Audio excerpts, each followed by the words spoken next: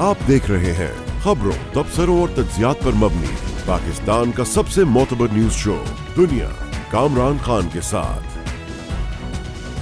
अस्सलाम वालेकुम, मैं हूं कामरान खान। तवील तात्तुल के बाद बिलाखिर आज नवाज शरीफ इंतखाबी अंदाज में बोल पड़े। इंतखाबी तकरीर का आगाज़ किया है और आज नून लीग के तहत मानसेरा में मुनक़िद जलसे से नवाज शरीफ ने खिताब किया। मुस्लिम लीग नून के कायद मानसेरा के इलाके NA-15 से भी इंतखाब लड़ रहे हैं।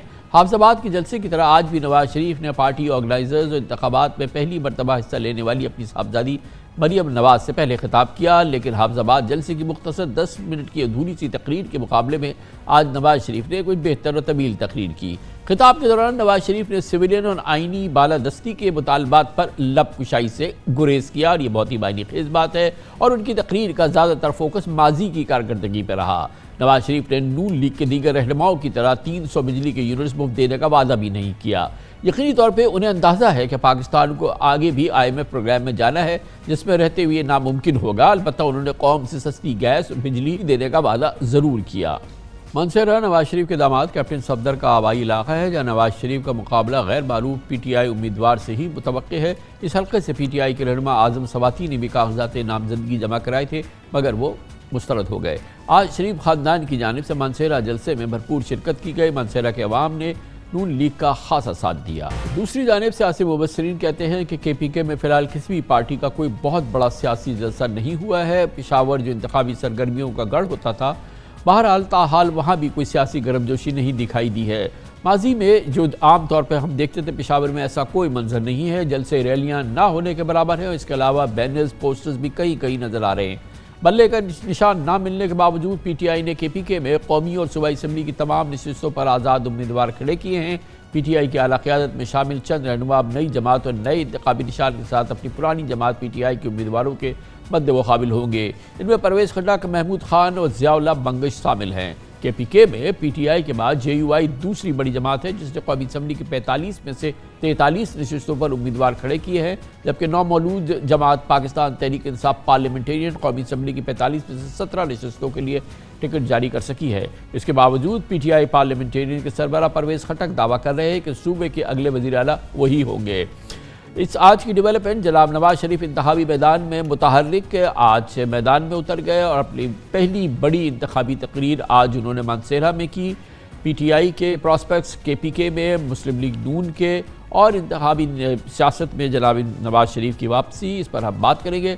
हमारे साथ मौजूद हैं पेशावर में KPK के मुमताज़ सीनियर सहाफ़ी मुश्ताक यूसुफ़ज़ई, और हमें ज्वाइन कर रहे हैं जनाब ज़ैगम खान जो सीनियर न्यूज़ एनालिस्ट भी हैं। बहुत बहुत शुक्रिया खान साहब। ये बताइएगा कि नवाज शरीफ साहब अब बाकायदा मुतहर्रिक हैं। इससे पहले हाफिज़ाबाद में उन्होंने बड़ी रस्मी सी 10 मिनट की तकरीर की थी, आज बाकायदा इलेक्शन की तकरीर की, मगर इसमें जो नैरेटिव के हवाले से मैंने देखा जो इम्पोर्टेंट बात है, इससे पहले जो पाकिस्तान वापसी से पहले जो उनकी कोई तकरीर, कोई बयान, कोई असर नहीं था जिसमें वो आइन की बालादस्ती और ख़ास तौर पर सिविलियन सुप्रीमेसी की बात ना करते हो।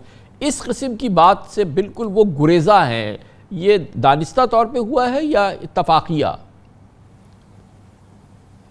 मेरे ख्याल में बिल्कुल दानिस्ता तौर पे हुआ है, और उसकी दो वजूहात हैं। एक वजूहात तो ये हैं कि जब वो ये सब बातें करते थे सिविलियन बालादस्ती की, तो उस वक्त वो रिसीविंग एंड पर थे, लेकिन इस वक्त तो वो इस्टेब्लिशमेंट की जो मेहरबानियाँ हैं उसका महवर है, वो फ़ायदा उठा रहे हैं, तो वो क्यों कन्फ्रंटेशन करेंगे। आपने देखा था कि शहबाज शरीफ साहब लंदन गए, वापस आए थे, तो पीछे से नवाज़ शरीफ साहब ने एक छोटा सा बयान दिया था, और उस बयान में भी उन्होंने इस्टेब्लिशमेंट के साबिका अफसरान पर तनकीद की थी। और शहबाज शरीफ साहब एक दिन बाद ही वापस भागे भागे लंदन गए थे और उन्हें समझा कर आए थे कि ऐसी बात आपने हरगिज़ नहीं करनी। तो वो इसके बेनिफिशरी हैं और उनके लिए बहुत मुश्किल है कि वो इस्टेब्लिशमेंट पर तनकीद करें। वो वापस जो अपना तरक्की का बयानिया है उसको बनाने की कोशिश कर रहे हैं, उस पर बात करने की कोशिश कर रहे हैं।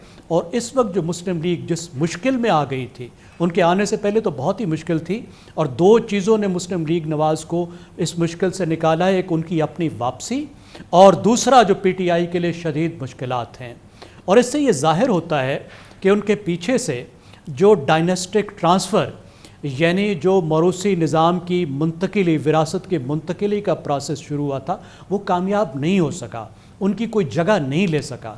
اور ان کے پیچھے سے پارٹی بھی بہت زیادہ مشکلات کا شکار تھی، انہیں واپس لانا پڑا، اگرچہ واضح طور پر ان کی صحت زیادہ ٹھیک نہیں ہے، اور ہمیں نظر آ رہا ہے کہ جو اس وقت موسم کی مشکل ہے اس کی وجہ سے وہ جلسوں سے گریزاں ہیں، بہت کم جگہوں پہ جا رہے ہیں، بہت کم بول رہے ہیں، ایکٹیویٹیز انہوں نے اپنی محدود کی ہوئی ہیں، لیکن پارٹی کی مجبوری ہے کہ ان کے سوا ان کے پاس کچھ نہیں۔ مشتاق یوسف صاحب فرمائیے گا کہ ماشاءاللہ آپ کا بہت بہت وسیع تجربہ ہے کے پی کے میں اور پھر پاکستان کی صحافت کا بھی، یہ فرمائیے گا کہ یہ کے پی کے کا پہلا بڑا انتخابی جلسہ تھا آج، پہلی بڑی پراپر انتخابی ایکٹیویٹی تھی آج مانسہرہ میں نواز شریف صاحب کا آنا، کیا پوزیشن ہے اس وقت اس صوبے میں پراسپیکٹس کے حوالے سے، امکانات کے حوالے سے، پی ٹی آئی کے، نون لیگ کے، جے یو آئی کے اور دوسری جماعتوں کی کیا ٹیمپریچر ہے، درجہ حرارت کیا ہے کے پی کے کا؟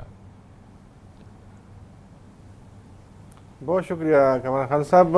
خیبر پختونخوا میں جس طرح آپ نے ذکر کیا، بالکل کسی کو یہ اندازہ نہیں ہے کہ کیا ہونے والا ہے، اور ابھی تک آج جب میں لوگوں سے بات کر رہا تھا تو لوگوں کو ابھی تک یقین نہیں ہے کہ انتخابات ہوں گے بھی کہ نہیں ہوں گے، اور یہاں پہ جتنی پولیٹیکل پارٹیز ہیں، عوامی نیشنل پارٹی، جمعیت علماء اسلام، تحریک انصاف، جماعت اسلامی، تو کسی کو امید نظر نہیں آ رہی ہے، اور ان کو یقین نہیں ہے کہ آگے کیا ہونے والا ہے۔ تو ایک تو یہ ہے کہ پی ٹی آئی نے یہاں پہ 9 سال حکومت کی ہے، اور انہوں نے کافی کام بھی کیے ہیں، ان کا ووٹ بینک بھی ہے، نئی لیڈرشپ انہوں نے پیدا کی ہے، تو ظاہر ہے باقی پارٹیز منظر سے ہٹ رہی ہے 9 سال تک، تو ایک تو وجہ یہ ہے۔ لیکن اس کے علاوہ اس وقت میں آپ کو بتا دوں جو گراؤنڈ صورتحال ہے، کہ اس کے باوجود کہ تحریک انصاف کے لوگوں کے اوپر کافی سختیاں ہیں، بلّہ ان سے چین چکا گیا ہے، لیکن آپ کو پتہ ہے کہ سارے انڈیپینڈنٹ اس وقت الیکشن لڑ رہے ہیں، لیکن جتنی یہاں پہ پولیٹیکل پارٹیز ہیں، پیپل پارٹی، عوامی نیشنل پارٹی، جمعیت علماء اسلام، آپ کو یاد ہوگا کہ جب بھی یہاں پہ کوئی سیٹ خالی ہوتی تھی تحریک انصاف کے دور میں تو جمعیت علماء اسلام وہ سیٹ جیتی تھی، اور آج کل ان کی پوزیشن یہ ہے کہ وہ بار بار کہہ رہے ہیں کہ انتخابات ملتوی کی جائے، تو وہ تو سیکیورٹی ریزن بتا رہے ہیں، لیکن جو اندر کی صورتحال ہے وہ سارے خوفزدہ ہیں، اور خوفزدہ وہ دہشت گردوں سے نہیں ہے، خوفزدہ وہ تحریک انصاف کے لوگوں سے ہے، کیونکہ باقی جو پارٹیز ہیں وہ خود پیسہ لگا رہے ہیں، جو ان کے امیدوار ہیں وہ میدان میں اتارے ہیں، لیکن تحریک انصاف کے جتنے امیدوار ہیں وہ آرام سے بیٹھے ہوئے ہیں، اتنا خرچہ بھی نہیں کر رہے، ان کے جو ورکرز ہیں، ایکٹیوسٹ ہیں، وہ ان کے لیے دوڑ لگا رہے ہیں، وہ کمپین چلا رہے ہیں، تو ایک وجہ یہ ہے۔ دوسری بات یہ ہے کہ ابھی تک کسی بھی بڑی پارٹی نے یہاں پہ بڑا جلسہ نہیں کیا، اور ایک تو وجہ یہ ہے کہ لوگ بہت مایوس ہیں سیاسی پارٹیوں سے، دوسری وجہ یہ ہے کہ بیروزگاری بہت ہے، مہنگائی بہت ہے، اور جمعیت علماء اسلام چونکہ بھی ریسنٹلی پی ڈی ایم کا حصہ رہی ہے تو لوگوں کو پتہ ہے کہ یہ حکومت میں رہی ہے، تو اس لیے جو ان کا ساکھ تھا وہ کافی خراب ہو چکا ہے، تو اس لیے کوئی بھی بڑی پارٹی کراؤڈ نکالنے میں، اٹریکٹ کرنے میں ناکام رہی ہے۔ تو زاہد خان صاحب، یہ اب کیمپین تو شروع ہو گئی ہے، ظاہر ہے کہ پی ٹی آئی کی تو کوئی سینئر لیڈرشپ کہیں کیمپین نہیں کر پا رہی، نواز شریف صاحب بھرپور انداز سے اب میدان میں اتر گئے ہیں، وہ کیا بیانیہ ہے؟ جیسے کہ ہم نے بات کی اس سے پہلے کہ اب وہ سویلین سپریمیسی آئین کی بالادستی کی تو وہ بات شاید وہ تو کر ہی نہیں رہے، شاید آگے بھی نہیں کریں گے، تو وہ کیا بیانیہ ہے جو کہ نون لیگ کو یا نواز شریف کو الیکشن جتوائے گا، جو کہ عوام جو ہے وہ نہال ہو جائیں اور نون لیگ کو ووٹ ڈالنے چلے جائیں، تو وہ کیا، یا یہ کہ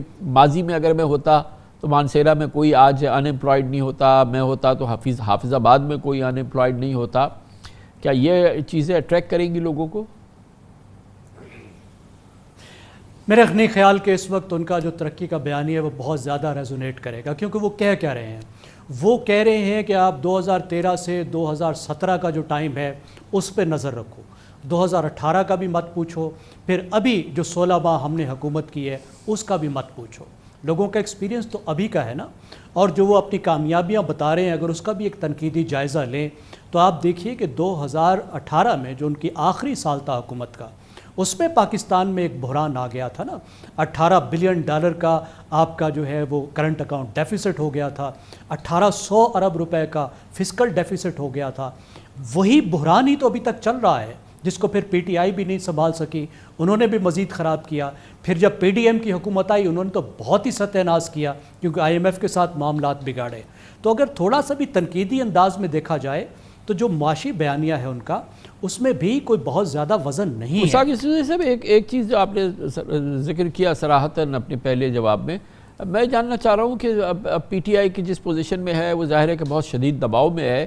جو جے یو آئی کی پوزیشن ہے, جے یو آئی ایف کی, جس کی ابھی آپ نے تھوڑی سی ذکر کیا تھا, ان کے امکانات کہاں ہیں؟ ابھی مولانا فضل الرحمان نے افغانستان کا بھی دورہ کیا, افغان طالبان نے ان کی بڑی پذیرائی بھی کی, اور اس حوالے سے تو کیا آپ کو لگتا ہے کہ ان کے جے یو آئی کے کتنے امکانات ہیں ابھی؟ جے یو آئی تو اس وقت بھرپور کمپین چلا رہی ہے. جو ان کا بیس کیمپ ہے وہ تو ظاہر ہے جو ہمارے جنوبی اضلاع ہیں, ٹانگ, بنو, ڈریس مل خان اور یہ کوہاٹ, لکی مروت, یہ ان کے یہاں سے ان کی جیت کے آ رہے ہیں پہلے سے. اس طرح پشاور سے کافی انہوں نے سیٹیں جیتی تھی ضمنی انتخابات میں, اور یہ جو ابھی لوکل گورنمنٹ کے الیکشن ہوئے تھے تو وہ تو انہوں نے کافی ہر جگہ پہ اپنی امیدوار کھڑے کیے ہیں, لیکن اندر سے ان کو خوف ہے, اور خوف ان کو پی ٹی آئی سے ہے. باقی جو لوگ ہیں, باقی جو پارٹیز ہیں, ان کو سیکیورٹی کا بھی مسئلہ ہے, وہ نکل بھی نہیں سکتے. یعنی عوامی نیشنل پارٹی جو ہے وہ جنوبی اضلاع جانے سے کترا رہی ہے, کیونکہ وہاں پہ آپ کو پتہ ہے کہ روزانہ بم دھماکے ہوتے ہیں, کافی انسیکیورٹی ہے.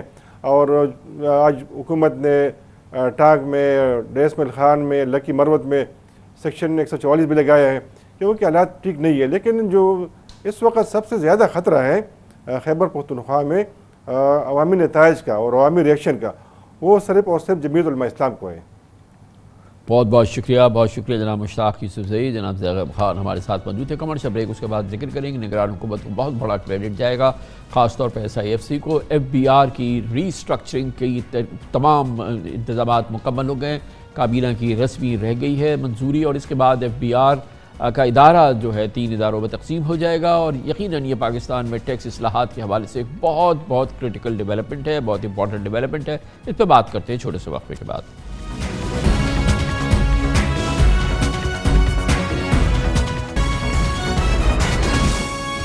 Welcome back. پاکستان کی تباہال معیشت کی ایک بڑی وجہ ہمارا ٹیکس کا ناقص نظام ہے, جس کی بہتری کے لیے ماضی میں کبھی سنجیدہ کوششیں نہیں کی گئی. اب آئی ایم ایف کے مطالبے پر اور ایس آئی ایف سی کی چھتری تلے ایف بی آر کو نیا جنم دینے کے مراحل طے ہو رہے ہیں. ایف بی آر کی ری اسٹرکچرنگ کے فیصلے کو ایف بی آر کے اندر سے ہی مزاحمت کا سامنا تھا, مگر اب اطلاعات ہیں کہ ایف بی آر کی تنظیم نو کی سمری پر سیکرٹری ریونیو ڈویژن نے دستخط کر دیے ہیں, جو خود چیئرمین ایف بی آر بھی ہیں, اور اس ہفتے سمری نگراں کابینہ کو بھجوا دی جائے گی. اطلاعات یہ بھی ہیں کہ ایف بی آر کی تنظیم نو سے متعلق اس ماہ کوئی آرڈیننس بھی آئے گا. اصلاحات کے پلان کے تحت ایف بی آر کے لیے ایک نیا گورننس ڈھانچہ ترتیب دیا جا رہا ہے, جس کے مطابق ٹیکسیشن پالیسی, کسٹمز اور ان لینڈ ریونیو کے علیحدہ بورڈز ہوں گے. کسٹمز ڈپارٹمنٹ کا ٹیکسیشن پالیسی سے تعلق نہیں رہے گا. تینوں بورڈز میں سرکاری نمائندوں کے علاوہ پرائیویٹ افراد کی بھی مؤثر موجودگی ہوگی. پالیسی بورڈ کو وزیر خزانہ ہیڈ کریں گے. پالیسی بورڈ کے ذریعے ایف بی آر کے افسران کے کام کی نگرانی ہوگی, جبکہ کسٹم اور ان لینڈ ریونیو کے ادارے اس بورڈ کی تشکیل کردہ پالیسی پر عمل درآمد کریں گے, اور ان لینڈ ریونیو اور کسٹمز کے درمیان اثاثوں کی تقسیم کے لیے بھی ایک کمیٹی بن جائے گی. اطلاعات ہیں کہ ایف بی آر کی ری اسٹرکچرنگ سے متعلق معاملات کو درست پر ڈالنے کے لیے ہفتے کے روز مقتدر حلقوں کو وزیر خزانہ اور ان لینڈ ریونیو سروس کے درمیان تنازع میں مداخلت کرنی پڑی, جس کے بعد ایف بی آر اور وزارت خزانہ میں اہم میٹنگز کا سلسلہ جاری رہا. ایف بی آر کے چیئرمین کو ریونیو ڈویژن کے سیکرٹری ہونے کے ناطے ایف بی آر کی ری اسٹرکچرنگ سے متعلق وزارت خزانہ کی سمری پر تحفظات تھے. اس سے قبل جمعے کو ایف بی آر میں بھی نگراں وزیر خزانہ کی زیر صدارت 4.5 گھنٹے طویل اجلاس ہوا تھا, جس میں چیئرمین ایف بی آر اور تمام ممبران شریک تھے. بہرحال یہ پاکستان کے لیے, پاکستان کے ٹیکس نظام کو سدھارنے کے لیے ایک بہت بڑی کاوش ہے, ایک بہت بڑا میجر ہے جو کہ لیا گیا ہے, اور اس حوالے سے مضبوط دلائل بھی موجود ہے. اس میں کوئی شک نہیں کہ ڈاکٹر شمشاد اختر جو کہ وزیر خزانہ کی حیثیت سے انہوں نے ایف بی آر کے ری اسٹرکچرنگ پلان کو لیڈ کیا ہے. ٹیکس معاملات پہ ان کی معلومات, ان کا تجربہ, اور خاص طور پہ جو ان کا بین الاقوامی تجربہ ہے, یقیناً وہ بہت اس پہ کام آیا ہے. اور خاص طور پر پاکستان کے بھی ٹیکس معاملات کے حوالے سے جس طریقے سے انہوں نے محنت کی ہے, تگودو سے کام کیا ہے, وہ بہت کریڈیبل ہے, اور اس کا بہت بڑا کریڈٹ جاتا ہے کہ اب یہ ری اسٹرکچرنگ کا پورا پلان جو ہے وہ تیار ہو چکا ہے, اس کی ایک طرح سے منظوری بھی ہو چکی ہے, اور کابینہ کی رسمی منظوری باقی ہے. اس موضوع میں بات کرتے ہیں. ہمارے ساتھ موجود ہے پاکستان کے نامور صحافی, معاشی امور, کاروباری امور اور ایف بی آر کے معاملات کا بڑا وسیع تجربہ رکھتے ہیں جناب شہباز رانا ہمارے ساتھ ہے. بہت بہت شکریہ شہباز رانا صاحب. یہ بتائیے گا کہ بہرحال ایک بڑا ایک میجر ہے, اس جیسا کبھی نہیں ہوا ایک باقی ایک سالڈ ریسٹرکچرنگ جو ہے وہ ڈیزائن کی جا رہی ہے. آبویسلی اس میں بڑی زبردست ٹرف کی وار ہے. خود ایف بی آر کے اندر IRS جو ہے اس کی پوری لابی جو ہے اس نے جی جان کی زور لگایا کہ یہ ریسٹرکچرنگ نہ ہو. کسٹمز والے یہ سمجھتے ہیں کہ یہ ریسٹرکچرنگ ہونی چاہیے, ان کی ایک سیپریٹ آئیڈینٹی ہونی چاہیے. یہ تمام چیزیں ہیں. بالآخر کیا نتیجہ نکلا, اس وقت کیا صورتحال ہے؟ جی بسم اللہ الرحمن الرحیم. کامران خان صاحب آپ نے بالکل ٹھیک کہا کہ یہ ایک بہت بڑی ایک ایفرٹ ہوئی ہے, اور اس قسم کی جو ریسٹرکچرنگ, اس کو میں ضرور کہوں گا, یہ اصلاحات تو ہم اس کو نہیں اس طرح ڈب کر سکتے. اس قسم کی جو ریسٹرکچرنگ ہو رہی ہے کئی دہائیوں کے بعد ہو رہی ہے, اور اس میں جو امپورٹنٹ چیز ہے وہ یہ ہے کہ ایک جو ابھی آرگنائزیشن ہے فیڈرل بورڈ آف ریونیو, یہ ختم ہونے جا رہی ہے, اور اس کی جگہ پہ 2 نئی آرگنائزیشنز جو ہیں وہ جنم لینے جا رہی ہیں. اس کے ساتھ ہی جو اوور آل اگر موجودہ سٹرکچر دیکھیں, اس وقت ریلیٹیولی ایک سادہ سٹرکچر تھا کہ ایک ٹیکس پالیسی کا یہ ایک بورڈ تھا, وہ ان افیکٹو تھا, وہ اس کے اوپر اس بورڈ وہ آپریشنل نہیں تھا, وہ 2007 کے قانون کے تحت بنا ہوا تھا. ایک سمپل سٹرکچر تھا, ون ٹیئر تھا, جس میں ریونیو ڈویژن اور فیڈرل بورڈ آف ریونیو جو تھا وہ سارے پالیسی بھی اور آپریشنز بھی, وہ سارے معاملات ایک ہی سٹرکچر کے پاس تھے.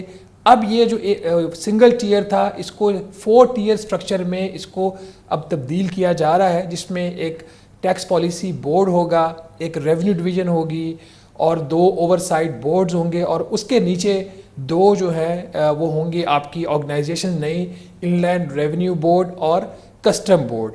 یہ تو ایک نیا سٹرکچر جو ہے وہ بننے جا رہا ہے. صورتحال یہ ہے کہ اگر ملٹری کی انٹرونشن نہیں ہوتی ہفتے کو, تو آج ایک نیا سٹرکچر آپ کے سامنے کھڑا ہوا ہوتا نظر نہیں آتا.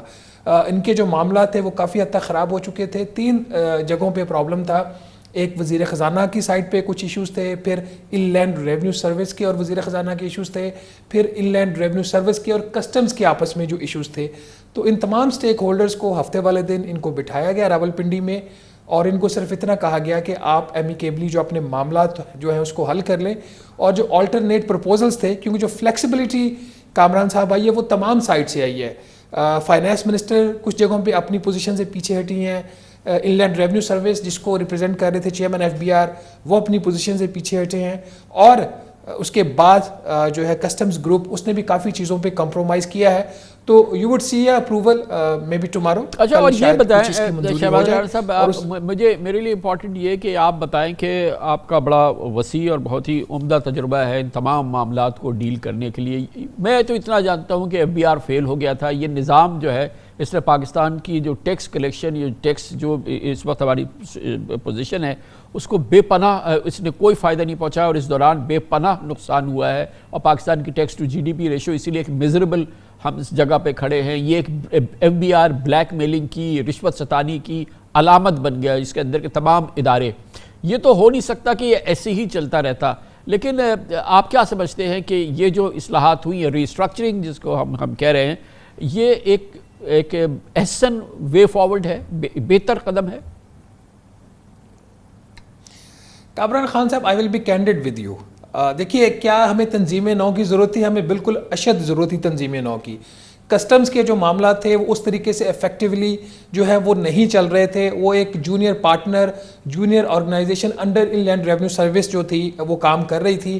جو کسٹمز کی ٹیکس کے اندر کنٹریبیوشن تھی وہ پچھلے سال تقریباً 53%, جب آپ کی جو امپورٹس کے اوپر جو پابندیاں لگی ہیں اس سے پہلے 53% ٹوٹل ٹیکسز کا کسٹمز ڈپارٹمنٹ اکٹھا کر رہا تھا. اس سے کوئی بری ریشو ہو نہیں سکتی لینڈ ریونیو کے لیے. اس کا مطلب یہ تھا کہ انڈائریکٹ ٹیکسز کے اوپر برڈن بہت زیادہ بڑھ رہا تھا. اب وہ ریشو کم ہو گیا, 40% اس لیے ہو گئی ہے کہ آپ کی امپورٹس کم ہو گئی, اور کچھ جو سیلز ٹیکس تھا جو پیٹرولیم مصنوعات کے اوپر وہ آپ نے ختم کر دیا, اور اس کی جگہ پہ پیٹرولیم لیوی آ گئی. اب سوال یہ ہے, کیا اس تنظیم نو سے ٹیکس کلیکشن بہتر ہوگی؟ میں آپ کو بڑا فرینکلی بتا رہا ہوں, جب سے میں تقریباً 2 ماہ سے اس ایپیسوڈ کو دیکھ رہا ہوں, کسی بھی جگہ پہ کوئی ایسا سالڈ پرپوزل میں نے نہیں دیکھا کہ جب ہم یہ تنظیم نو کر لیں گے اس کی وجہ سے ہمارا اگر FBR کے سال کا جو ٹیکس کا ریونیو 9,400 ارب ہے تو اگلے سال وہ 15,000 ارب روپیہ ہو جائے گا. بیانات آپ سن لیجئے کہ 8.5% of tax to GDP ratios کو بڑھا کر ہم 20% آف GDP کر دیں گے, وہ اپنی جگہ پہ. اس کے پیچھے کوئی سٹڈیز نہیں ہے. جو ایک بینیفٹ ہوگا وہ یہ ہوگا کہ جو سٹرکچرز ہیں وہ دو کسٹمز کو اس کا بینیفٹ ہو جائے گا, وہ ایک علیحدہ آرگنائزیشن بن جائیں گی, but still it will remain within the overall organization. Revenue کے اوپر میں آپ کو بڑا کینڈیڈلی بتا رہا ہوں, ایسا نہ کوئی ورکنگ ہے نہ کوئی فوکس ہے. میرا اس کے اوپر ایک اور ڈائسینٹنگ ویو ہے, وہ یہ ہے کہ ایک آرگنائزیشن جس کی عمر تقریباً 80 سال ہے, پاکستان سے بننے سے بھی پہلے کی, اس کو آپ ڈیفینیٹلی آپ کو جو موجودہ ریکوائرمنٹس ہوتی ہیں آپ اس کو ریسٹرکچر کرنا چاہیے. کیا اس کو ختم کر دینا چاہیے, کیا اس کو دفن کر دینا چاہیے؟ میرے ویوز اس کے اگینسٹ ہیں. میرا خیال ہے کہ یہی ایکسرسائز بہتر طریقے سے, بہتر ٹائم لے کے, بہتر سٹڈیز کر کے کی جا سکتی تھی. بہت بہت شکریہ شہباز رانا صاحب ہمارے ساتھ اسلام آباد سے موجود تھے. کمرشل بریک اس دوران نیوز ہیڈ لائنز دیکھیں, ہم اپنے پروگرام کے باقی اس کے ساتھ واپس آئیں گے.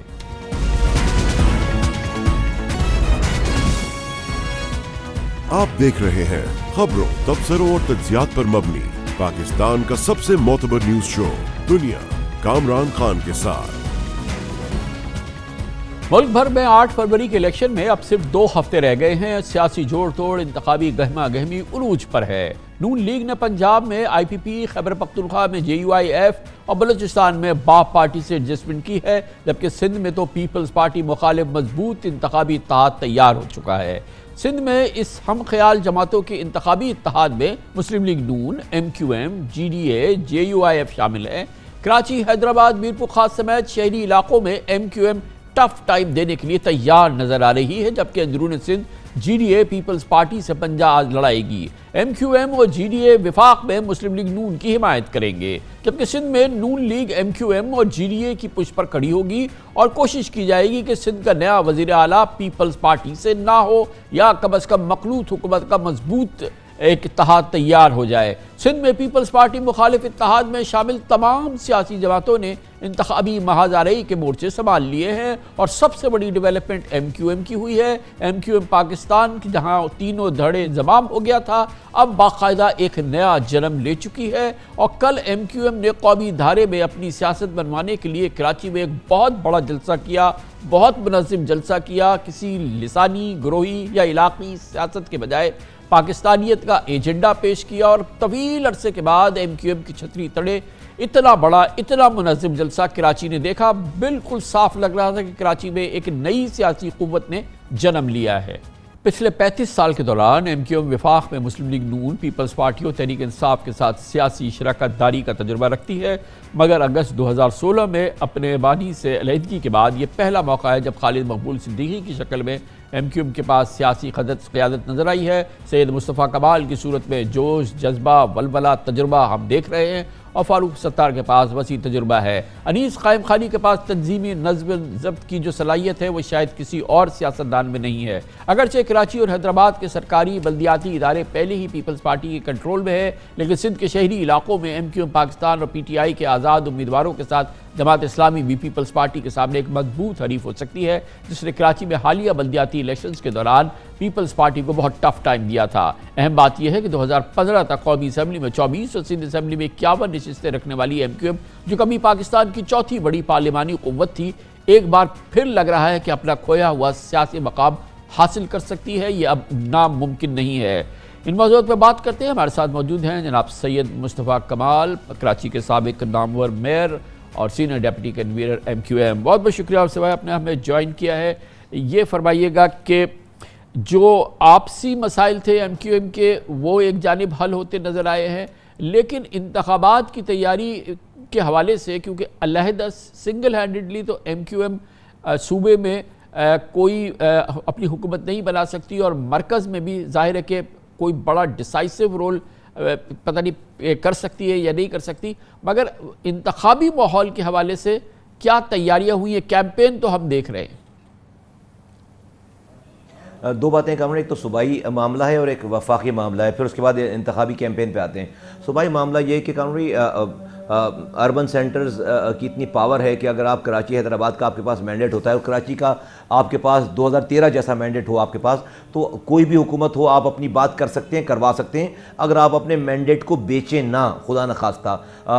نمبر 1. نمبر 2 یہ کہ کوئی پیپلز پارٹی کی بہت زیادہ واضح اکثریت اور برتری کامران بھائی کبھی بھی نہیں رہی ہے. 3 دفعہ تاریخ میں جب سے میں نے سیاست, یہ 30 سال اگر آپ سیاست دیکھیں تو 1990 میں جام صادق صاحب NTI پیپلز پارٹی گورنمنٹ وزیر اعلیٰ تھے. 1997 میں لیاقت جتوئی صاحب اینٹی پیپلز پارٹی گورنمنٹ کے وزیر اعلیٰ تھے. اور 2002 کی اسمبلی میں پہلی دفعہ جب میں پہنچا وہاں پہ, میں اس اسمبلی میں تھا, تو علی محمد مہر اور اس کے بعد 2 سالوں کے بعد ارباب غلام رحیم صاحب, یہ پیپلز پارٹی کے خلاف حکومتیں بنتی چلی آئی ہیں 30 سالوں میں. یہ تو عمران خان صاحب کی حکومت سے پہلے اور اس کے بعد خاص وفاق کی سپورٹ لینے کے لیے پیپلز پارٹی کو یہاں پر کھلی چھٹی دے دی گئی تھی کہ ابھی جو چاہے کرو, جس کا پانی چاہے بند کرو, جس کے خلاف ایف آئی آر کٹوانی کٹواؤ. انہوں نے سارے سندھ میں جن کی سندھ میں خاندانی سیٹیں ہیں ان سب کے پانی کو بند کر کے ایف آئی آریں کٹوا کر سب کو اپنے ساتھ شامل کر لیا. جس دن یہ والی جو ہے وہ سپورٹ ختم ہو جائے گی پیپلز پارٹی کی, تو لوگ اپنے اپنے حلقہ احباب میں اپنی اپنی کانسٹیٹوئنسی میں چلے جائیں گے. رہی بات کراچی حیدرآباد کی, تو کراچی حیدرآباد میں انہوں نے کوئی ایسا کام نہیں کیا 15 سالوں میں کہ وہ لوگوں کے دلوں کو جیت سکتے. اور آخری لیگیسی ایم کیو ایم کی کاموں کی ہے کراچی میں کام رہی. انفارچونیٹلی کہ ہمارے بعد کسی نے کچھ ڈیلیور کیا نہیں. ہم نہیں کہتے کہ ہم سب سے اچھے لوگ ہیں, لیکن ہم سارے بروں میں کم برے ہیں اور ہم اپنی برائیوں کو روزانہ کم کر رہے ہیں, ختم کر رہے ہیں. تو ہمارا یہ کل کا مینڈیٹ, کل کا جو جلسہ تھا وہ لوگوں کا ریفرینڈم تھا. ہم اس کو اس طرح لیتے جو لوگوں کے اندر ایک ہوپ اور جذبہ, لوگوں نے ہماری کوتاہیوں کو بھی جو ہے ہم یہ سمجھتے ہیں کہ درگزر کر کے ہمیں آگے موقع دے رہے ہیں, اور موقع, لیکن ان کا کہنا ہے کہ کوئی اور ہمارا فسان حال نہیں ہے. اب بات اس کے آثار ضرور تھے کل, مگر مجھے صرف یہ بتائیے کہ الیکشن کی جو ڈائنمکس ہوتی ہیں اس میں جو انتظامیہ کا کردار ہوتا ہے وہ بڑا کلیدی ہوتا ہے. کراچی جہاں پر آپ کو سب سے بڑا مقابلہ کرنا ہے, وہاں پر پیپلز پارٹی کی بلدیاتی حکومت ہے, وہ جہاں جہاں جو کچھ اس کے ذریعے اثر انداز ہو سکتے ہیں وہ اثر انداز ہو رہی ہے. جہاں تک صوبے کے اندر تعلق ہے, وہاں پر ابھی ہماری جن سے بھی GDA کے لوگوں سے بات ہوتی ہے وہ تمام لوگ یہ کہتے ہیں کہ پوری انتظامیہ دامے ورمے سخنے پیپلز پارٹی کے ساتھ کھڑی ہے. ویسے بھی جو عبوری حکومت ہے یہاں جسٹس ریٹائرڈ مقبول باقر کی, اس کا جو انداز ہے, جو اس کی اب تک کے فیصلے ہیں, وہ کہیں سے بھی نیوٹرل نہیں ہے. بہت بڑا جھکاؤ ہے وہ پیپلز پارٹی کی جانب نظر آتا ہے. تو وہ کیا قوت ہوگی جس سے کہ آپ الیکشن جیتیں گے؟ بہرحال یہ بڑا ڈیسائیڈنگ فیکٹر ہوتے ہیں جو میں نے ابھی آپ کے سامنے رکھے. بالکل آپ کی اس سارے تجزیے پہ کوئی دو رائے نہیں کام رہی, ایسے ہی ہے ماحول, اور یہی ایک بہت بڑا معاملہ ہے. لیکن یہ ہمیشہ سے پیپلز پارٹی کو اس والی بات کا ایج ہر حکومت میں رہا ہے. 2002 کے اسمبلی کی الیکشن میں بھی جب ہم جا رہے تھے تو جماعت اسلامی کے اس وقت میئر تھے یہاں پہ نعمت اللہ صاحب, اور پارٹی گئی اور اس کے بعد الیکشن ہوا.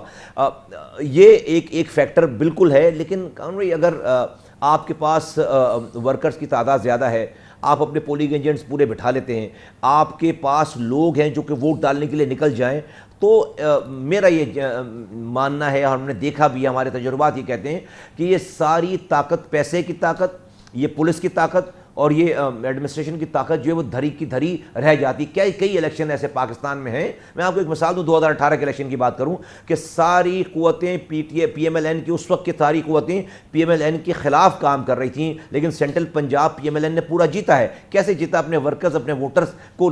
ہم یہ سمجھتے ہیں کہ یہ مرحلہ, یہ ماحول اس وقت کراچی میں ہو چکا ہے, اور ہم اگلے 15 دنوں میں اس کو اور ایسا بنانے جا رہے ہیں. لوگوں نے, ہم جن چیزوں کو لوگوں میں سیل کرنا چاہتے تھے, لوگوں نے ہماری بات مان لی ہے, سمجھ لی ہے. بالکل کل کا جو جلسہ ہے, ہم لوگ بھی اس کے لیے بڑے اسکیپٹیکل تھے کہ کیا ہوتا ہے اس کے بارے میں. وی آر ویری کانفیڈنٹ انشاءاللہ تعالیٰ کہ جو آپ نے انڈیکیٹرز بتائے ہیں, ان تمام چیزوں کو انشاءاللہ تعالیٰ ہم اپنی عوامی طاقت سے, اپنی آرگنائزیشنل فورس سے انشاءاللہ تعالیٰ ہم ان کو الیکشن چھیننے نہیں دیں گے, اور کہیں پر اس کو جو ہے وہ ہم اپنے ایک ووٹ کو بھی ضائع نہیں ہونے دیں گے. کانوی ان کے پاس جو پیسہ ہے 22,000 ارب روپے کہتے ہیں ہم نے خرچ کیے, وہ 22,000 میں سے 2200 ارب روپے بھی نہیں لگے. تو سارا پیسہ ان کے پاس ہے, اور یہ خود کہتے ہیں کہ ہم الیکشن لڑنا نہیں چاہتے, ہم تو الیکشن خریدنا چاہتے ہیں.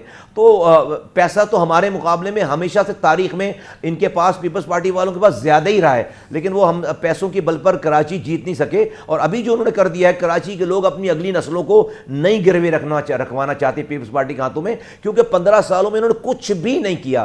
آج بلاول بھٹو زرداری صاحب لاہور میں کھڑے ہو کر یہ نہیں کہہ سکتے کہ وہ لاہور کو کراچی جیسا بنا دیں گے. اگر وہ یہ کہیں گے تو جلسہ مجمع جلسہ گاہ چھوڑ کر بھاگ جائے گا, کیونکہ کراچی جیسا اگر بنا دیا تو وہاں بھی گٹر میں گر کر لوگ بچے مریں گے.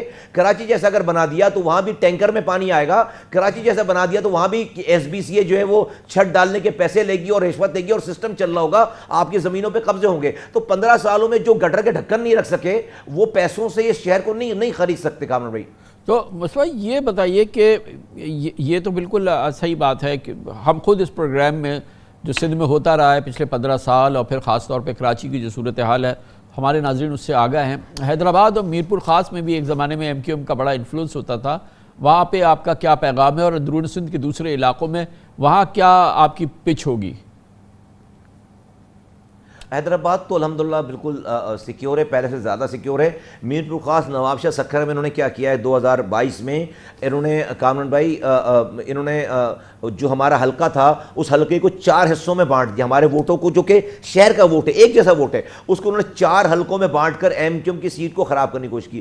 ہمارے اعتراض کو چیف الیکشن کمشنر نے سن لیا, مان لیا, دیکھ لیا, لیکن چونکہ وہاں پر درانی صاحب بیٹھے ہوئے ہیں حیدرآباد کی پیپلز پارٹی کے, وہ جدی پشتی جو ہے وہ ورکر ہیں, انہوں نے ہمارے اعتراض کو یکسر جو ہے وہ اس کو ختم کر دیا اور پیپلز پارٹی کی من ساری بات جو انہوں نے مان لی. لیکن ہم نے یہ ارینجمنٹ رکھی ہے کہ جو میرپور خاص نواب شاہ سکھر ہے وہاں پر جو پی ایس کا کینڈیڈیٹ ہے وہ ہمارا ہے, اور جو نیشنل اسمبلی میں ہم سپورٹ کر رہے ہیں جی ڈی اے کی, جے یو آئی کی اور پی ایم ایل این کا جو مشترکہ جو بھی کینڈیڈیٹ ہوگا, تو جو ان کا ووٹ ہے وہ ہمیں کمپلیمنٹ کرے اور جو ہمارا ووٹ ہے وہ ان کو کمپلیمنٹ کرے. تو ہم انشاءاللہ تعالیٰ بہت اچھی سچویشن میں ہوں گے اگر یہ ساری سپورٹ ہمارے پاس آ گئی, لیکن ہم اچھے طریقے سے وہاں پر کمپیٹ کرنے جا رہے ہیں. تو مصطفیٰ یہ بتائیں کہ جو آپ الیکشن لڑ رہے ہیں جس سیٹ پہ, اس پہ تو شہباز شریف صاحب کینڈیڈیٹ تھے اور پھر بہرحال انہوں نے وڈرا کیا, تو یہ آپس کی بات چیت کے ذریعے یہ فیصلہ ہوا, کیونکہ بہرحال یہ ایک ہی قومی اسمبلی کی سیٹ تھی جس پہ کہ شاید ان کو اعتماد تھا, کیونکہ پچھلے الیکشن میں تو فیصل وابڈہ کو یہاں سے جتوا دیا گیا تھا, شہباز شریف صاحب بیچارے ہار گئے تھے, تو یہ کیسے ہوا؟ قانوی یہ اس کے بعد ایک اور الیکشن ہوا ہے شہباز شریف صاحب کے بعد, اور وہ بائی الیکشن ہوا ہے جہاں پر میں نے 9,500 ووٹ لیے تھے اور ایم کیو ایم نے 6,500 ووٹ لیے, جس میں قادر مندوخیل صاحب نے 14,000 سمتھنگ ووٹ لیے تھے. اگر آپ ایم کیو ایم کے میرے ووٹ ملائیں تو جیتنے والے کے ووٹ سے زیادہ ہیں. دوسری بات یہ کہ میں نے وہ علاقہ 3 سالوں سے چھوڑا نہیں, میں دن رات صبح شام جب بھی مجھے ٹائم ملتا ہے, نماز ہو, شادی ہو, بیاہ ہو, موت میت ہو, میں نے اس علاقے میں لوگوں سے اپنا کانٹیکٹ باہر رکھا ہے, میری اس میں پینیٹریشن ہے. تیسری بات یہ کہ ہم نے وہ سیٹ جو ہے وہ نون کے صاحبان کے کہنے پہ, پی ایم ایل این کے کہنے پہ ہم نے وہ سیٹ, میں نے وہ سیٹ جو ہے پارٹی نے وڈرا کر دی تھی, ہم نے اس کو گیو اپ کر دیا تھا اور ہم نے یہ الاؤ کر دیا تھا کہ شہباز شریف صاحب آئیں اور یہاں پر الیکشن لیں. ارینجمنٹ یہ تھی کہ وہ الیکشن جیت کر ہمیں یہ سیٹ بائی الیکشن میں دے دیں گے, ہم اس پہ کمپیٹ کریں گے. اور پرونچل اسمبلی کی سیٹوں کی کوئی بات نہیں تھی, لیکن شاید ان کی اپنی کیا ارینجمنٹ ہوئی ہے پنجاب میں وہ ہمیں نہیں پتا. ابھی یہ گفتگو جاری تھی کہ انہوں نے یہ فیصلہ کیا کہ وہ یہاں سے الیکشن نہیں لڑ رہے, لیکن پی ایم ایل این میرے مقابلے میں وہاں سے الیکشن لڑ رہی ہے. صرف شہباز شریف صاحب نے اپنے آپ کو وڈرا کیا ہے, پی ایم ایل این کے کوئی نمائندے ہیں وہاں پہ جو کہ اس علاقے سے امیدوار ہیں کامران بھی پی ایم ایل این کے. اور یہ فرمائیے گا کہ جو آپ کے کینڈیڈیٹس ہیں, کیونکہ یہ متحدہ ایم کیو ایم پاکستان کا ظاہر پہلی ایکٹیویٹی ہے, پہلا یہ ہے, تو یہ جو ٹکٹ ایلوکیشنز وغیرہ ہے اس کے لیے کیا پیمانہ رکھا گیا, کس طریقے سے ہوا, اور کیسے آپ یقینی بنائیں گے کہ یہ الیکشنز جو ہے اس میں کراچی میں, حیدرآباد میں, ان علاقوں میں آپ کی واضح اکثریت ہو؟ ایک تو ہماری آرگنائزیشن ہے, دوسری یہ کہ ہمارے جو کینڈیڈیٹ سارے جو آئے وہ میں اگر کہتا ہوں 90% انسان ہم ہیں, ہم لوگوں سے کوئی غلطی ہو سکتی ہے, لیکن 90% اگر ہم نے پارٹی نے صحیح سلیکشن کی ہے اور لوگ اس کو ڈیلیور کریں, کوشش تو ہم نے کی ہے یہ.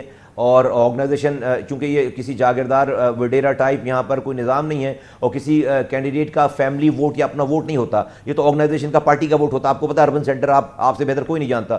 تو آرگنائزیشن ہم نے بہت مضبوط کر لیا الحمدللہ, اور گراس روٹ لیول پہ پورا ہمارا ایک نظام, اسٹرکچر موجود ہے اور وہ روزانہ اسٹرینتھن ہوتا چلا جا رہا ہے. یہ کل کا جلسہ بھی ہماری آرگنائزیشن نے کیا ہے سارا, نیچے کے یو سی لیول کے جو کارکنان ہیں انہوں نے اس کو اپنی ضد بنائی ہے, اور اس الیکشن کو بھی ہم نے اپنی ضد بنائی ہے. اور ہمیں یہ پتا ہے کہ اگر ہماری یہ جنریشن خدا نخواستہ اس میں کوئی اونچ نیچ ہو گئی اس الیکشن میں تو یہ جو پیپلز پارٹی کا طور طریقہ ہے پھر ہماری 7 نسلوں کو جو ہے وہ گروی رکھنا پڑے گا ہمیں, یہ یرغمال بنا لیں گے. اور آج ہر طرح سے اس شہر کو لوٹ رہے ہیں, کھا رہے ہیں, اور مینڈیٹ نہ ہونے کی وجہ سے ہم کچھ بھی نہیں کر پا رہے. تو اگر ہمیں اپنی اس نسل کو بچانا ہے, اور جب میں اپنی نسل کی بات کرتا ہوں میں کراچی کے رہنے والے سب کی بات کرتا ہوں, سوراب گوڑ سے لے کر کیماڑی تک کی بات کرتا ہوں, اور گھگر پاٹک سے لے کر ملیر تک کی بات کرتا ہوں. ہر زبان رنگ نسوال زبان والا ہماری پارٹی میں آج پختون بھی کینڈیڈیٹ ہے, ہمارے پاس سندھی بھی کینڈیڈیٹ ہے, مہاجر بھی کینڈیڈیٹ ہے, پنجابیز بھی ہیں, بلوچ بھی, ہر طرح کے ہر علاقے کے رہنے والے کینڈیڈیٹس. یہ قانون میں ڈفرینٹ ایم کیو ایم ہے. یہ ایسی ایم کیو ایم نہیں ہے جو سوراب گوڑ نہ جا سکے,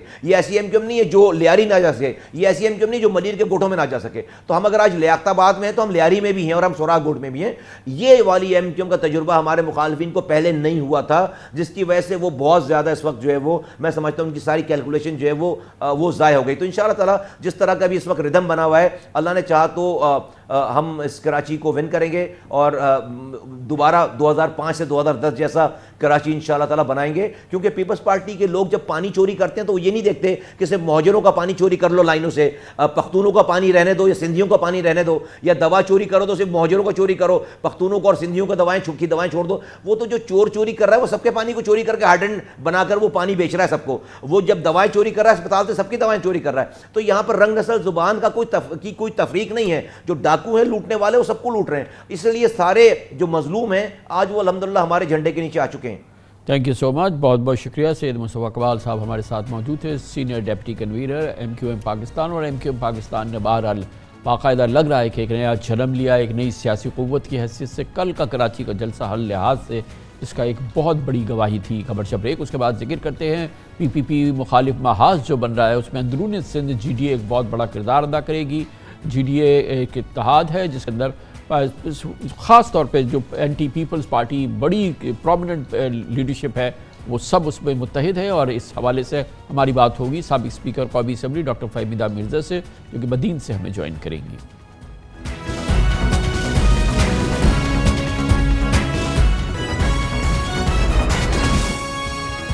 ویلکم بیک. وقت سے قبل ہم نے آپ کو بتایا کہ سندھ میں پاکستان پیپلز پارٹی کی اقتدار پر ادارہ داری کے حوالے سے اگلا الیکشن بہت اہم ہوگا, اور پیپلز پارٹی کے خلاف ایک مضبوط سیاسی محاذ بنتا نظر آ رہا ہے. سندھ میں پیپلز پارٹی کے 15 سالہ اقتدار کا سلسلہ توڑنے کے لیے اب لگتا یہ ہے کہ نون لیگ کی قیادت میں سیاسی جماعتیں اور بااثر شخصیات یکجا ہو رہی ہیں. شہری علاقوں کی طرح اندرون سندھ بھی پیپلز پارٹی کی مخالف و متبادل سیاسی قوت کی سیٹ ایڈجسٹمنٹ ہو چکی ہے. جی ڈی اے کے پلیٹ فارم سے سندھ کے 3 سابق وزرائے اعلیٰ لیاقت علی جتوئی, ارباب غلام رحیم اور مظفر حسین شاہ سمیت پیر صاحب پگارا, فہمیدہ مرزا, راحلہ مکسی, ذوالفقار مرزا, ایاز لطیف پلیجو, ڈاکٹر صفدر عباسی بہت ایکٹیو ہیں. مشرف دور میں 2002 کے الیکشن میں پیپلز پارٹی کو سندھ اسمبلی میں 51 سیٹس ملی تھی, جبکہ باقی جماعتوں نے ایم کیو ایم کے ساتھ مل کر صوبے میں حکومت بنائی تھی, اور پیپلز پارٹی کی اکثریتی جماعت ہونے کے باوجود اپوزیشن میں اس کو بیٹھنا پڑا تھا. اس بار بھی پیپلز پارٹی کی مخالف جماعتوں کی پوری کوشش ہے کہ پیپلز پارٹی کی عددی برتری اتنی کم کر دی جائے کہ وہ حکومت بنانے کے قابل نہ رہے. سندھ میں پیپلز پارٹی مخالف ووٹوں پر انحصار کیا جا رہا ہے. سندھ میں نون لیگ کے صدر بشیر ممن نے مجھے انٹرویو میں پیپلز پارٹی سے بیزار ووٹرز کے باقاعدہ اعداد و شمار کے ساتھ دعویٰ کیا تھا کہ جب سندھ میں اینٹی پیپلز پارٹی ووٹ متحد ہوگا تو الیکشن کے نتائج مختلف ہوں گے. سندھ میں نہ صرف صوبائی اسمبلی بلکہ قومی اسمبلی کی نشستوں پر بھی پیپلز پارٹی کا گھیرا تنگ ہو رہا ہے. لیاری سے بھٹو خاندان اس الیکشن میں حصہ نہیں لے رہا, جبکہ لڑکانہ میں بلاول بھٹو کو جمعیت علماء اسلام کے امیدوار علامہ راشد سومرو سے سخت مقابلے کا سامنا ہو سکتا ہے, کیونکہ انہیں نون لیگ اور جی ڈی اے کی بھی حمایت حاصل ہے.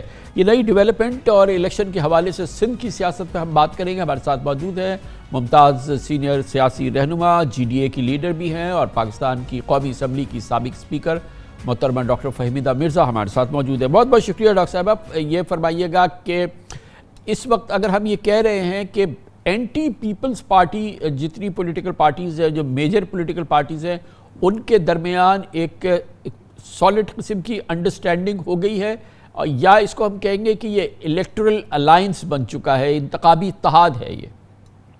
شکریہ کامران خان صاحب. دیکھیں ابھی تو صرف سیٹ ایڈجسٹمنٹ کی ہے, جی ڈی اے کا الائنس ہے اور سرٹن سیٹس ہماری جے یو آئی ایف کے ساتھ ہو رہی ہیں. پر مین چیز یہ ہے کہ یہ الائنسز ہیں اور پہلے بھی رہے تھے.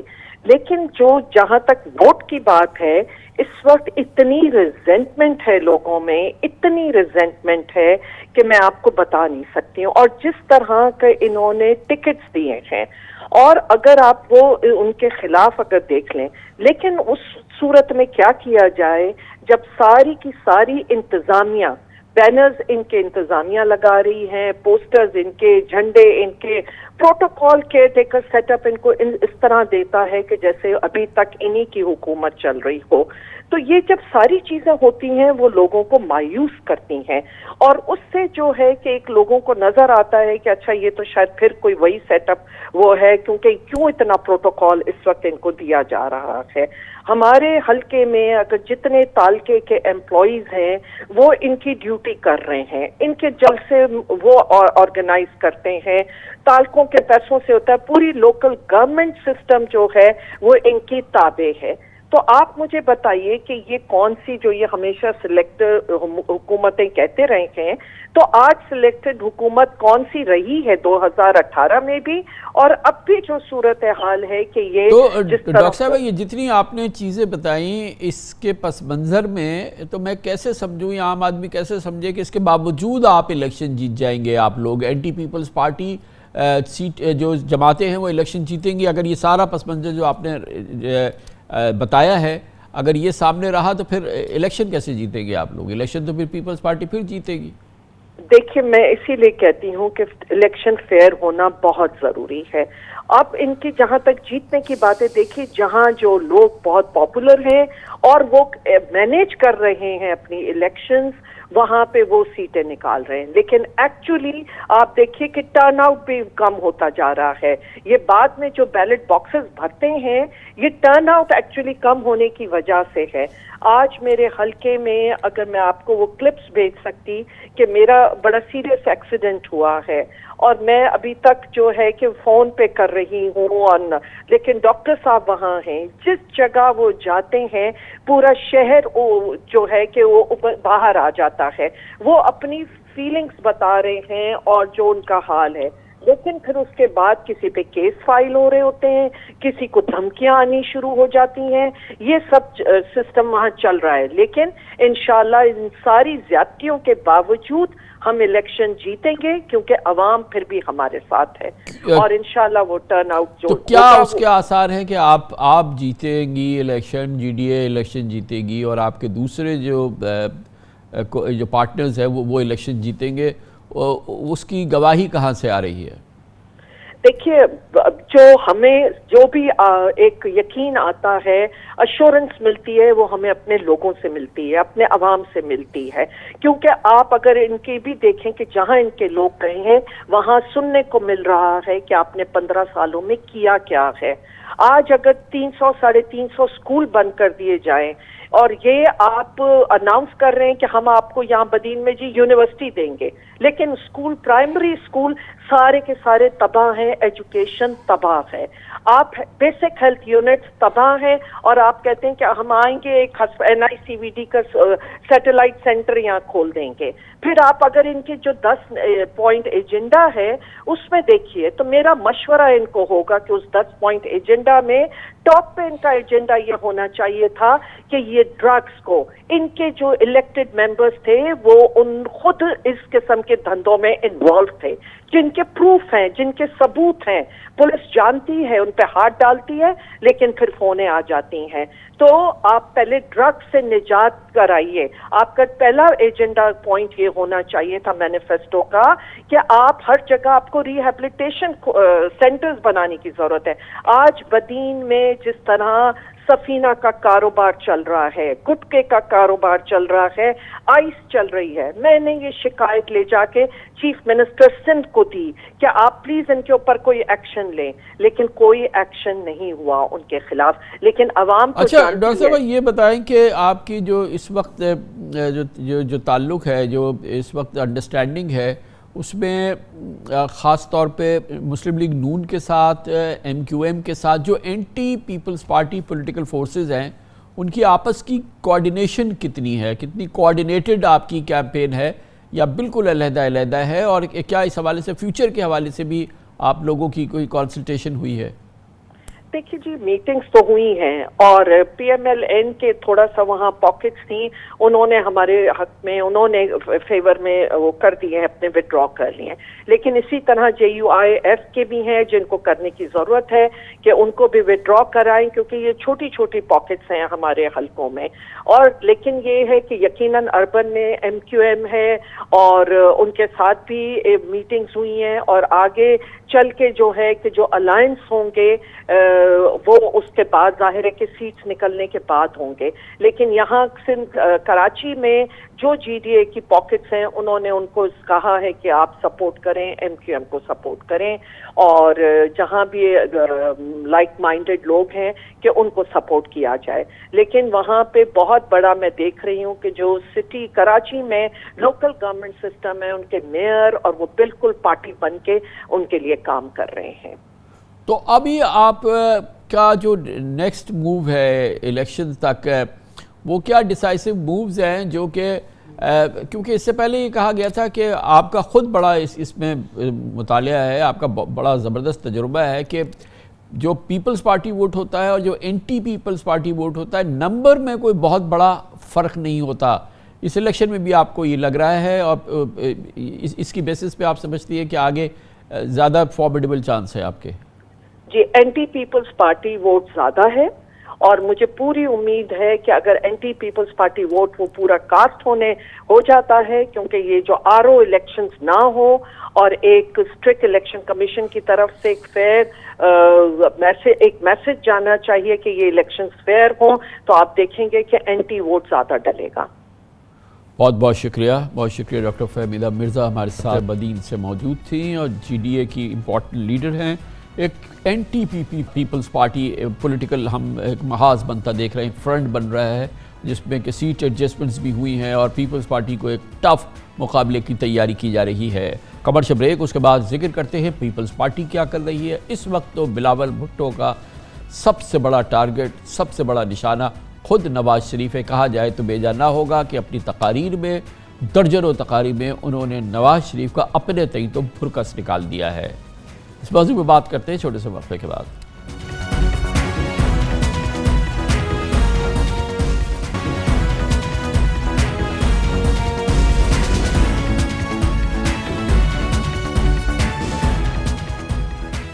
पीपल्स पार्टी के चेयरमैन बिलावल भुट्टो जरदारी एक चीज़ में मुस्तकिल मिजाजी दिखा रहे हैं, और वो ये कि मुस्लिम लीग नून के कायद नवाज शरीफ के वो पीछे पड़ गए हैं, और इसके लिए जो अल्फाज और जुमले इस्तेमाल कर रहे हैं वो हर सूरत में नाजेबा हैं। न जाने ये बिलावल भुट्टो की कोई सियासी चाल है या इंतखाबी हिकमत अमली या न जाने क्या, कि वो रोज़ नवाज शरीफ का भुरकस निकालते हैं, शहबाज शरीफ की वजारत उज़्मा के बकिए उधेड़ते हैं और इसहाक डार को भी खूब लताड़ते हैं।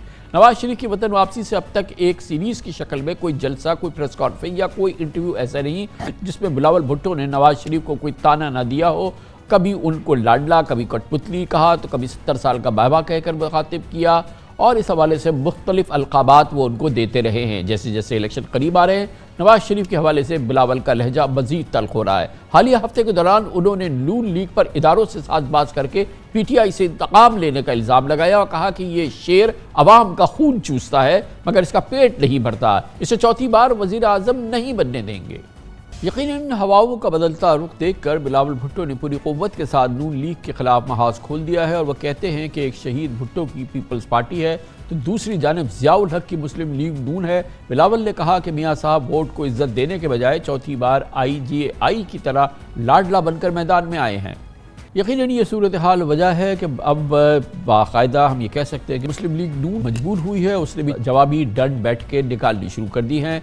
साबिक वफाकी वज़ीर ख्वाजा साद रफ़ीक ने ज़ुल्फ़िकार अली भुट्टो शहीद को तनकीद का निशाना बनाया है। उन्होंने अपनी ट्वीट में कहा है कि चंद माह पहले तक वज़ीर आज़म शहबाज शरीफ से बहुत कुछ सीखने के दावे करने वाला बिलावल अब बाजारी ज़बान पर उतर आया है। साद रफ़ीक ने कहा कि सियासत में गाली और गोली भुट्टो मरहूम ने मुतारिफ कराई थी, बिलावल इसके हवाले से उनका जानशीन साबित हो रहा है। साद रफ़ीक ने कहा कि बदतमीज़ी करोगे तो कहानी अयूब खान के मुँह बोले बेटे से शुरू होकर वोट का फैसला ना मानकर पाकिस्तान तोड़ने तक जाएगी। नून लीग का जवाबी रद्द-ए-अमल अपनी जगह, मगर लगता यह है कि बिलावल भुट्टो अवाम के जहन में ये बात बिठाना चाहते हैं कि एक शख्स को 3 बार मौका दिया लेकिन वह नाकाम होता रहा, तो फिर अब उसको चौथी बार क्यों तस्लीम करे। वो जलसों में ये तंज करते दिखाई देते हैं कि अब इलेक्शन में नवाज शरीफ का नारा होगा मुझे क्यों बुलाया, ایک موقع پر بلاول نے کہا کہ ایک صاحب چوتھی بار وزیر اعظم بننا چاہتے ہیں لیکن ان کے پاس نہ کوئی منشور ہے نہ کوئی نظریہ. انہوں نے نواز شریف کو ٹی وی مناظرے کا بھی چیلنج دے دیا ہے. نون لیگ کے رہنما احسن اقبال نے بلاول بھٹو کی جانب سے مناظرے کے چیلنج پر ایک جلسہ عام میں سخت رد عمل دیا. انہوں نے کہا کہ نواز شریف کا یہ لیول نہیں کہ وہ انڈر ٹریننگ سیاستدان سے مکالمہ کریں.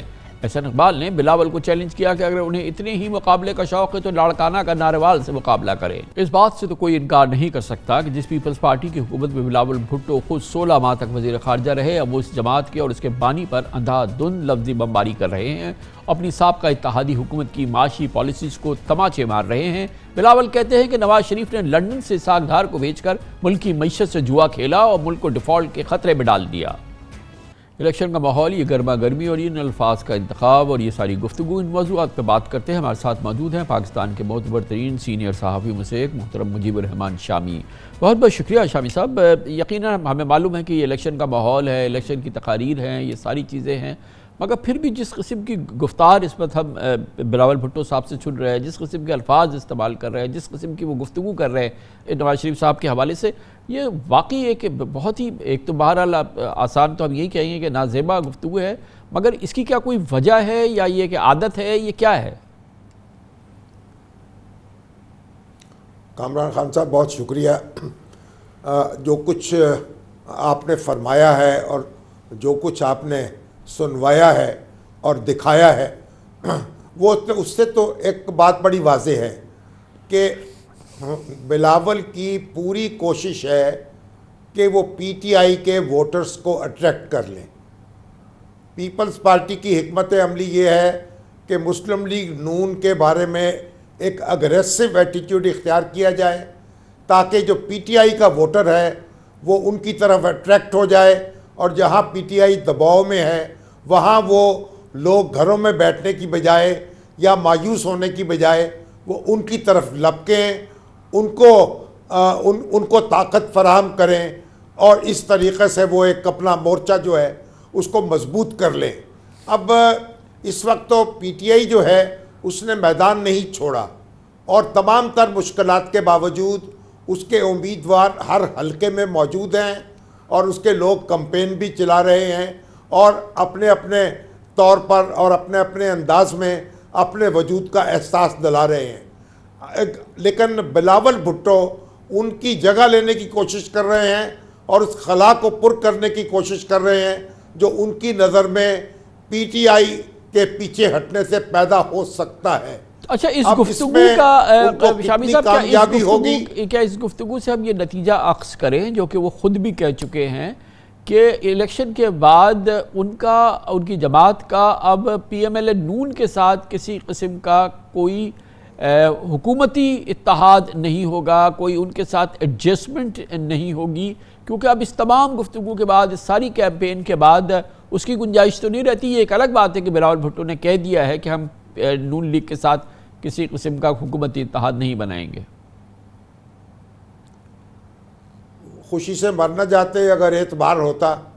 دیکھیے، پیپلز پارٹی کی اور مسلم لیگ نون کی اگر آپ تاریخ دیکھیں تو ان کے درمیان کس شدت کی محاذ آرائی تھی، پھر نوبت میثاق جمہوریت تک پہنچی، پھر ایک دوسرے کے ساتھ مل کے انہوں نے حکومتیں بھی بنا لیں، پھر فاصلے پیدا ہوئے. تو یہ ایک لمبی کہانی ہے اور یہ کہنا بہت مشکل ہے کہ اگر کوئی حالات ایسے پیدا ہوں گے جس میں دونوں جماعتوں کو اپنا مفاد نظر آئے مل بیٹھنے میں، تو یہ مل بیٹھنے پہ تیار نہ ہو. لیکن بہرحال اس وقت ان کی کوشش یہی ہے اور کہ وہ عمران خان صاحب کے ووٹرز کو اٹریکٹ کر لیں. اور جب عمران خان صاحب ایمرج کر رہے تھے تو اس وقت جو پیپلز پارٹی کا وہ ووٹر جو مسلم لیگ نون کا شدت سے مخالف تھا وہ ان کی طرف چلا گیا تھا اور اس نے ان کو طاقت فراہم کر دی تھی. اب وہ ووٹر واپس لینا چاہتے ہیں اور نیا ووٹر جو مسلم لیگ نون سے شدید ناراض ہے اس کو بھی اپنی طرف متوجہ کرنا چاہتے ہیں.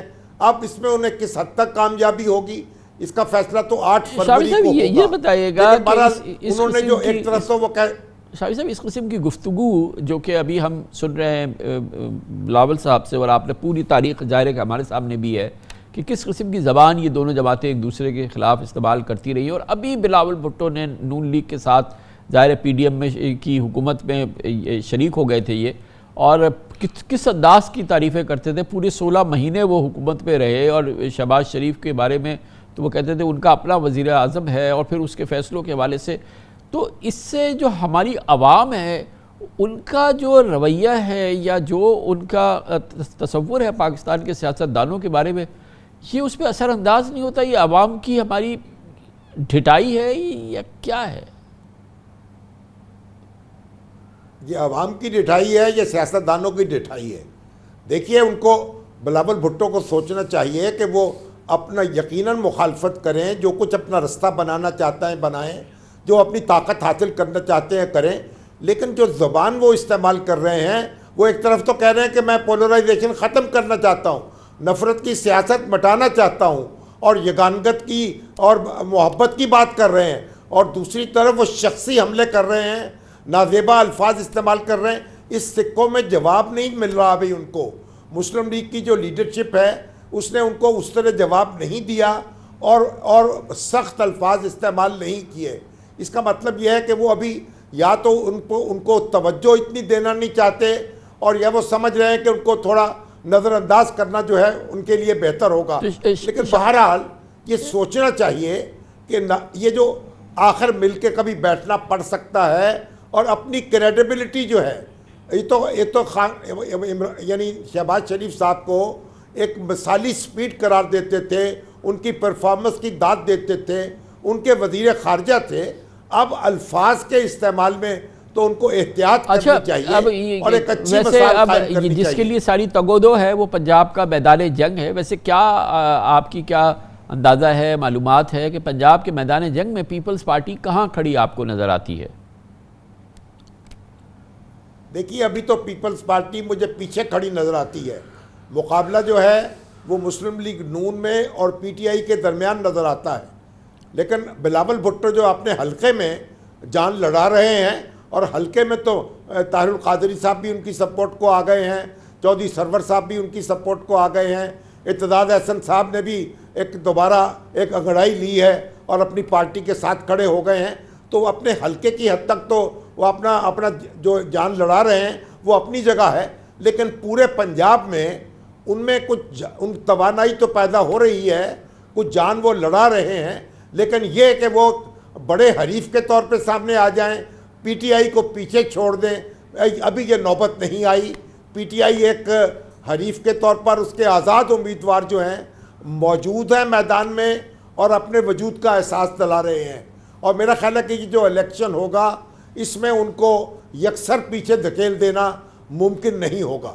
بہت بہت شکریہ جناب مجیب الرحمان شامی ہمارے ساتھ تھے. اس کے ساتھ ہی ہمارے آج کے پروگرام کا اختتام ہوتا ہے. کل آپ سے پھر ملاقات ہوگی انشاءاللہ. کل تک کے لیے کامران خان کو اجازت. اللہ حافظ. ناصر.